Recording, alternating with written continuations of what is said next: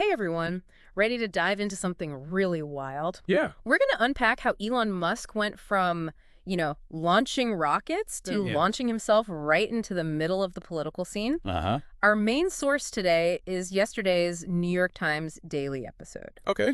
A couple of their reporters have been digging deep into Musk's political moves, Interesting. especially his kind of surprising alliance with Donald Trump. Yeah, that was definitely unexpected. Plus, we'll throw in some viewer reactions from YouTube. Sounds good. So, Get ready to have your mind blown a little bit. okay, I'm ready. What's really fascinating to me is the contrast, Oh, yeah. This guy's obsessed with colonizing Mars. Right. Saving humanity. Yeah, saving humanity from extinction. Mm-hmm. And then he's knee-deep in earthly politics. It's like pick a lane, right? Totally. Okay, so yeah. according to the Times, things really started shifting back in 2020 Yeah. with the COVID-19 pandemic and the lockdowns. Oh, right. With his Tesla factories in California. All those restrictions really started to get under his skin. Yeah. Remember that whole give people back their goddamn freedom outburst? Of course. Total turning point. Absolutely. And then he pulled Tesla out of California completely. Yeah, he put his money where his mouth was. Right. Major statement. For sure. But fast forward to 2024, and he's buddy-buddy with Trump. It's like, hold on. What happened to being against government overreach? I know. Especially since he once called those California restrictions fascist. Oh, yeah, I forgot about that. So is he okay with certain types of government power, Yeah. but not others? Right. Like, what's his definition of freedom, really? Good question. Is it about individual liberty or just the freedom to run his businesses however he wants? It makes you think. And then there's this whole woke mind virus thing he keeps talking about, Right. which seems to tie into his relationship with his transgender daughter, Vivian. Yeah, that's a whole other layer to this. He said he was tricked into signing those medical forms for her transition. And that she's been killed by the woke mind virus. Right. Pretty strong But words. Vivian has publicly said she wasn't tricked at all. It's a very complex situation. Totally. Yeah. And people on YouTube were pointing out that him using her dead name Uh-huh. just proves the whole point of why that term exists. Yeah, I saw those comments too. So is this woke mind virus thing a genuine belief for him? Or is he just playing to a certain audience? Well, it's definitely rhetoric that's gaining traction in certain circles. To discredit progressive movements. Yeah, it's become a bit of a political strategy. It's not just about his personal views, then. It seems like he's aligning himself with the whole ideology. Right. And speaking of aligning himself, Yeah. he's also adopted those right-wing talking points on immigration. Which is interesting considering he's an immigrant himself. Right. You'd think he'd be a little more sympathetic, I know. but he's actually promoting this conspiracy theory You about Democrats intentionally letting illegal immigration happen know. to increase their voter base. Okay, now that's a pretty serious accusation. It really shows how deep he's gone into this ideology. And it brings us to his alliance with Trump. Yeah. Okay, so we know rich people donate to campaigns all the time, Uh-huh. but Musk's involvement with Trump It's on another level. goes way beyond just money. Absolutely. They met up early this year, and by June, Musk had created this super PAC. America PAC, right. Yep, to support Trump's campaign. Wow. And for anyone who doesn't know, Yeah. super PACs can raise unlimited money. From corporations, unions, individuals. Right, to support or oppose candidates. Powerful stuff. We're not talking about a small donation here. Oh. His super PAC has spent over $100 million. Wow. Organized door-to-door canvassing, and Well, Musk even showed up at Trump rallies. That's a lot of personal involvement. I know, it's not like he doesn't have other things to do. Like running 6 companies. Right, and trying to colonize Mars. Yeah. It's like he's really invested in this. He wants to be in the game, not just watching from the sidelines. So what's he hoping to get out of all this? Quite. One thing he's pushing for is this Department of Government Efficiency. Oh, right. Doge. Yeah, he calls it DOE. After the cryptocurrency, I guess. It's exact. And what's the goal there? He wants to cut a Lot. $2 trillion Wow. from the federal budget. $2 trillion. Yeah, and reduce regulations like crazy. That's a massive overhaul of government. Like, imagine the implications if he actually pulled it off. It's kind of terrifying, to be honest. Right. Is this really about efficiency? Or is it something else? It makes you wonder, Yeah. especially since his own companies, especially SpaceX, Uh-huh. rely heavily on government contracts. Oh, yeah. Over the past 5 years, SpaceX has gotten over $1 billion in government funding. So he wants to deregulate, Yeah. while benefiting from regulations. Isn't that a bit of a conflict of interest? Yeah, it definitely raises some eyebrows. And speaking of clashes with regulations, Okay. there's that whole Starship saga in Texas. Boca Chica. Yep, SpaceX's rocket testing down there. What about it? It's caused a lot of controversy, especially the environmental impact. Over. Damage to a wildlife refuge, bird nests destroyed. Yeah, I read about that. And Musk's response has been How do I put this? not exactly concerned. Yeah, kind of flippant. Like he doesn't really care. It's like he wants less regulation for his companies, Right. but still wants a functioning government. And a healthy planet. Yeah, can you have it both ways? It seems like he's trying to... It's a bit hypocritical, wouldn't you say? So the EPA, which he's already had issues with, seems like a prime target for deregulation. Yeah, for sure. But that's not all. There's more. Oh, yeah, there are other federal agencies currently investigating or suing Musk and his companies. Yeah. It just makes you wonder, Yeah. how could he lead a department? Overseeing those agencies Right. while also being investigated by them. That's a huge conflict of interest. It's legally very murky. But they're saying he'll lead the department, What? but stay outside of the government. Hold on, how does that even work? I don't know. It sounds like a way to avoid accountability. So all the power, none of the responsibility.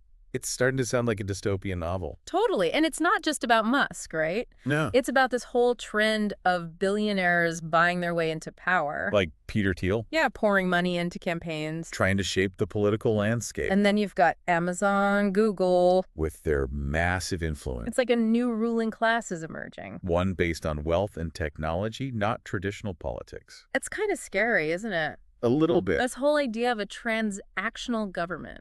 That term really stuck with me from the Times piece. Me too. It's like a quid pro quo. Musk gets power. Trump gets to say he's draining the swamp. By bringing in an outsider. It's cynical, but it kind of makes sense. Because, let's be honest, Musk's companies would benefit a lot from deregulation. Yeah, follow the money, right? Exactly. But what does this mean for everyone else? Good question. If the government becomes a playground for the ultra-rich, Yeah. where does that leave everyone else? It's a thought-provoking question. It's like we're heading towards a new Gilded Age. With massive inequality, corruption. where the rules are rigged in favor of the elite. It's not a future I'm looking forward to. Me neither. But it's the future we might be headed for if we don't pay attention. And speak up. Exactly. We need to hold our leaders accountable. And fight for a future that benefits everyone. Absolutely. All right, we're getting a little ahead of ourselves here. Yeah, let's take a breath. Let's get back to Doge and what it might actually look like. Okay, good idea. The Times reporters mention Musk's history of, aggressively pursuing efficiency, often at the expense of pretty much everything else. Like when he took over Twitter, he fired like 2/3 of the staff. Yeah, that was brutal. But the platform is still running? Somehow? Maybe not as smoothly as before. Definitely more chaotic. But it's still there. Now imagine that approach applied to government agencies. Oh, wow. That's a scary thought. Talk about chaos. But hey, maybe some people would say that's a good thing. A little shake-up never hurt anyone, right? Well, it depends who's getting shaken up. True. But the big question is, Yeah. whose interests would actually be served by this efficiency? Would it be the public good? Or just Elon Musk's own agenda? That's what we need to figure out. And it makes you wonder, with Musk's track record, all those missed deadlines at Tesla, The production delays? is he really the efficiency expert he claims to be? Yeah, he's good at setting ambitious goals. Right. But achieving them? Not so much. It seems like his vision for Doge is more about ideology. And less about actual achievable goals. Exactly, like he's using efficiency as a cover. To push his political agenda. Which seems to be dismantling any regulations he doesn't like. It's a clever strategy, if you think about it. It's definitely something to watch out for. For sure. And it all comes back to this bigger question. Yeah. What does Elon Musk's political rise tell us about the relationship between technology? Wealth and power. Exactly, in the 21st century. That's the heart of the matter. It's like we're witnessing a massive shift in power. And it's not just about Musk. He's a symptom of a larger trend. Like Peter Thiel. Yeah. Pouring money into politics. Amazon, Google. Wielding their influence. And now Musk potentially leading a government department. It's like a sci-fi novel come to life. Or a cautionary tale. Maybe both. The New York Times called Musk's relationship with Trump transactional. That's a good word for it. It's like a quid pro quo. Musk gets power. Trump gets to claim he's draining the swamp. And Musk's companies benefit from deregulation. It's all about who benefits in the end. But what about the rest of us? Yeah, what about us? If the government becomes a tool for the ultra-wealthy? That's a scary thought. It's like a new Gilded Age. With the elite calling all the shots. It's not the future I want. Me neither. But it's a future we need to be aware of. And fight against. Exactly. So, let's get back to the practical side of things. Okay. This Doge department. Yeah. And how it might actually function. What would it look like in practice? Well, Musk has a history of pursuing efficiency, but in a very aggressive way. Sometimes at the expense of people? And common sense. Yeah, I could see that. Like when he took over Twitter. Oh, right. He fired something like 2/3 of the staff. That was ruthless. But somehow, the platform is still running. It's amazing it hasn't imploded. Right. But imagine that applied to government agencies. That's a recipe for disaster. Talk about disruption. Chaos would be an understatement. Some people might argue that a little chaos is good. Maybe. You know, shake things up. But the real question is, who benefits from that chaos? Is it really about efficiency? Or is it about something else? Like consolidating power? It makes you think. Definitely. And it makes you question whether Musk is really the right person to be in charge of anything. Especially with his track record. Yeah, all those missed deadlines at Tesla. The production delays. He's good at making promises. But not so good at keeping them.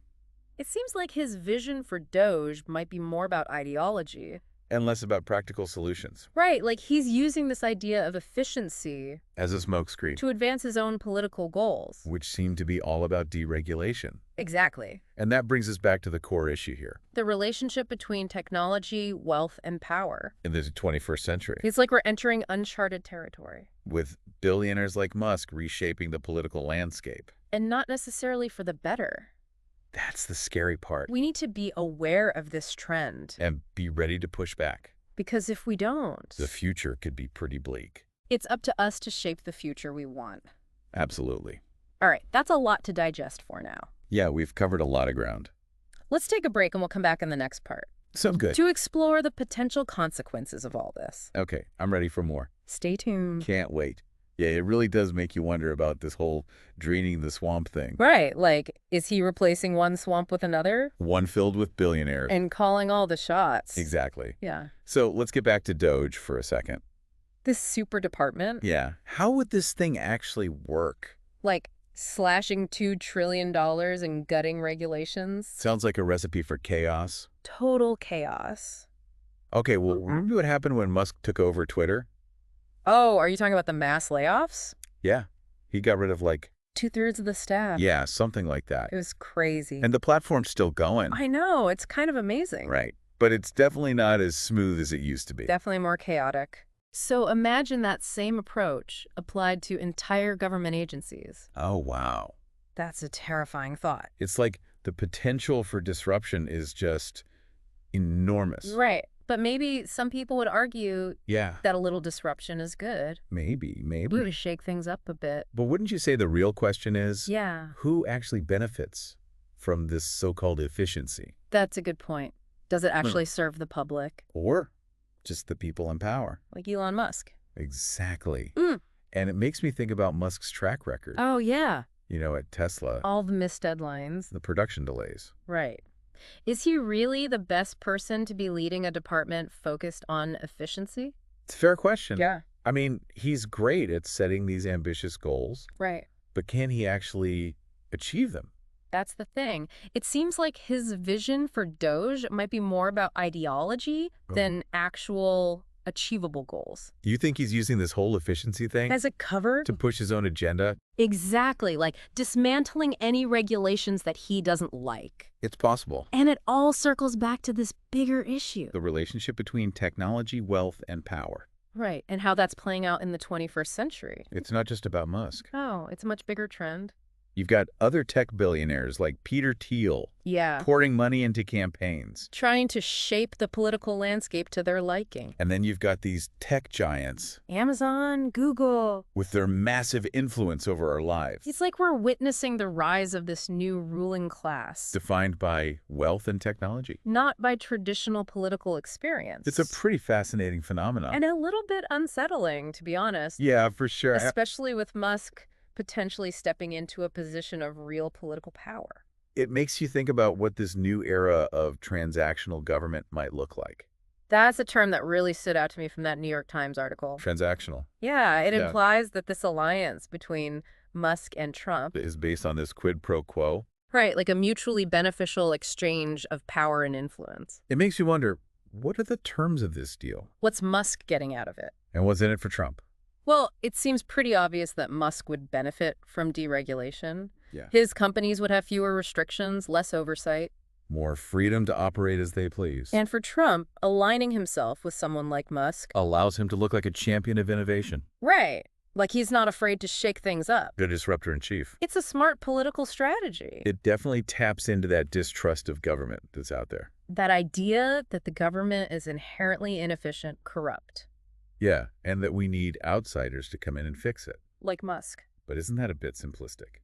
Probably government is complex. It's not like running a business. There are checks and balances. Competing interests. Regulations designed to ensure fairness and accountability. It's not just about efficiency. It's about providing essential services. Protecting the public interest. Ensuring a just and equitable society. Those things take time and effort. And can't just be achieved by cutting costs and streamlining processes. So if this transactional approach to government becomes the norm, what does that mean for everyone else? For the average citizen who relies on government services. Who expects their government to protect their rights. Who believes in the principles of democracy and accountability. That's the big question. It's a question that should give us all pause. Because if the government just becomes a playground for the ultra-wealthy, where decisions are made based on personal gain, not on public good, then we're all in trouble. It's a slippery slope. Towards a very dystopian future. It's like we're on the verge of a new Gilded Age. Extreme wealth inequality. Rampant corruption. The rules are rigged. In favor of the elite. And the rest of us are left to fight over the scraps. It's not a pretty picture. But it's a picture we need to be aware of. And it's a picture we have the power to change. We can't just sit back and watch this happen. We need to get involved. Hold our leaders accountable. Fight for a more just and equitable society. The future is not set in stone. We have the power to shape it. But only if we choose to exercise that power. So, let's talk about potential upsides for a second. Okay. Are there any positive outcomes that could come from Musk's involvement in government? That's a good question. Maybe his outsider perspective could be beneficial. He's not afraid to challenge conventional thinking. And he's willing to take risks. Which could be helpful in areas where the government has been stuck. Like space exploration, for example. He's already a visionary leader in that field. Right. And he's also shown a willingness to invest heavily in research and development. Which could lead to breakthroughs in renewable energy, artificial intelligence. So there's a chance his involvement could actually accelerate progress in these areas. It's possible. But we should be cautious about getting too carried away with the hype. True. Musk has a history of over-promising and under-delivering. Yeah, and there's no guarantee that his success in the private sector will translate to government. It's a completely different beast.